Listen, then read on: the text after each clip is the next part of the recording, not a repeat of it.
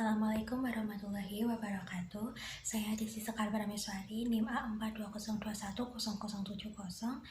Izin mempresentasikan tentang implementasi Pancasila keempat dan kelima. Nah, untuk yang pertama ada Pancasila yang keempat. Pancasila yang keempat berbunyi, kerakyatan yang dipimpin oleh hikmat kebijaksanaan dalam permusyawaratan perwakilan. Sila ini dilambangkan dengan kepala banteng. Dan Pancasila sila keempat ini mempunyai makna bahwa bangsa Indonesia mempunyai prinsip demokrasi dan kedaulatan rakyat. Jadi aku ada beberapa contoh nih untuk implementasi Pancasila yang keempat. Contoh kecilnya yang ada di keluarga. Nah, jadi yang pertama adalah masalah keluarga diselesaikan dengan musyawarah untuk mencapai kesepakatan. Jadi jika ada masalah dalam suatu keluarga, itu dibicarakan baik-baik dengan musyawarah gitu.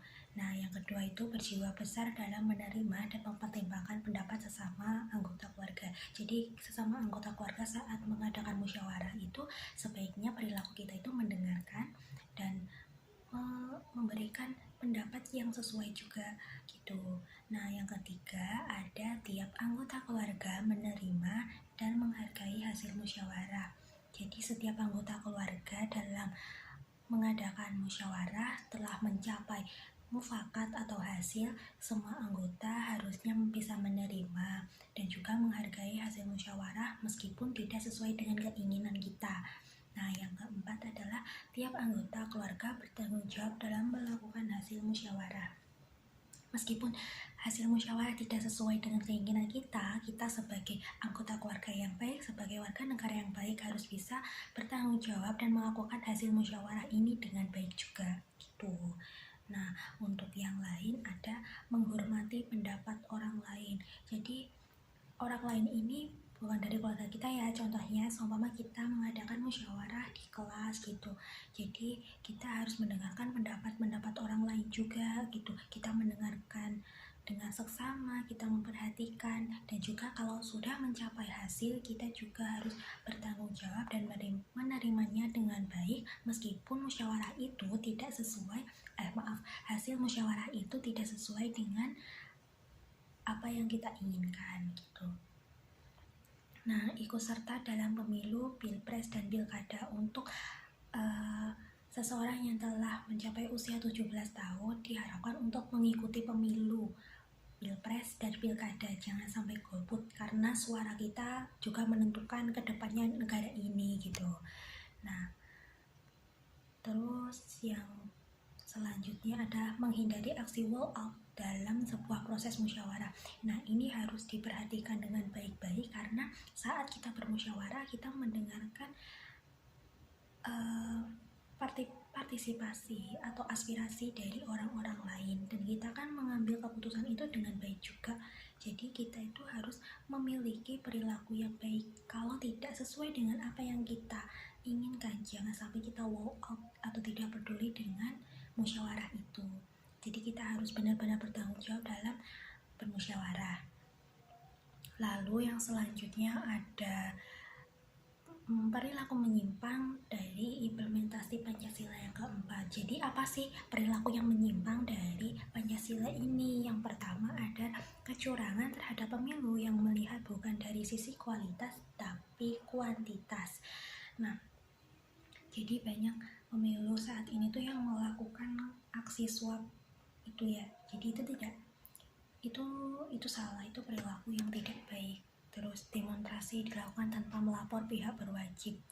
Nah, jika kita melakukan demonstrasi alangkah lebih baiknya seminggu atau 5 hari atau 4 hari itu kita harus melapor kepada pihak berwajib agar saat demonstrasi itu berjalan dengan tertib juga dan tidak memakan korban gitu.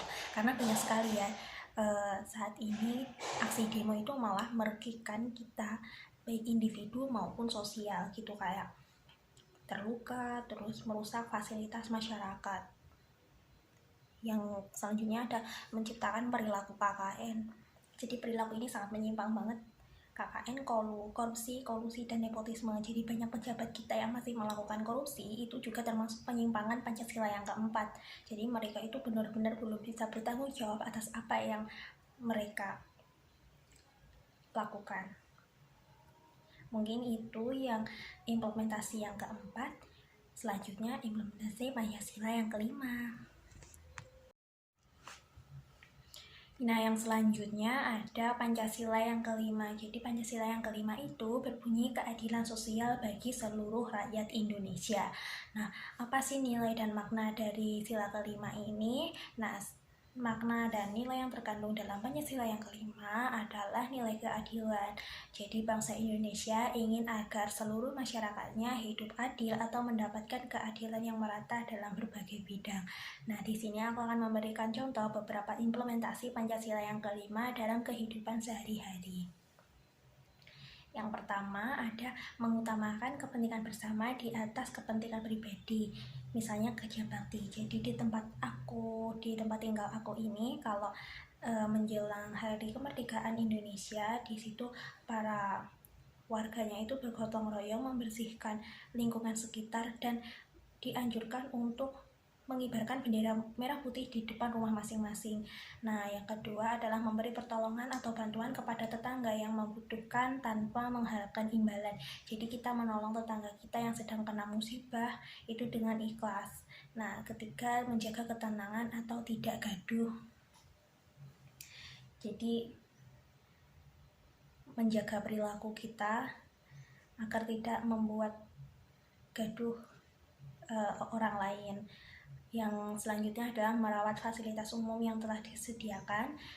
Selanjutnya menjaga kelestarian alam dengan menanam pohon. Nah, contoh yang lain adalah menjalankan kewajiban dan mendapatkan hak sebagai seorang anak. Jadi kita sebagai anak, ketika kita telah menjalankan kewajiban kita sebagai anak, alangkah baiknya kita juga mendapatkan hak kita sebagai anak.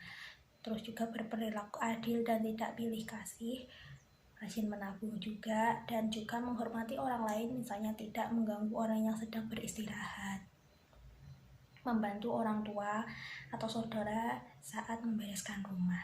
Nah, mungkin itu contoh dari implementasi Pancasila yang kelima dalam kehidupan sehari-hari aku di rumah. Terima kasih. Apabila ada kurang lebihnya, aku mohon maaf yang sebesar-besarnya. Wabillahi taufiq wal hidayah. Wassalamualaikum warahmatullahi wabarakatuh.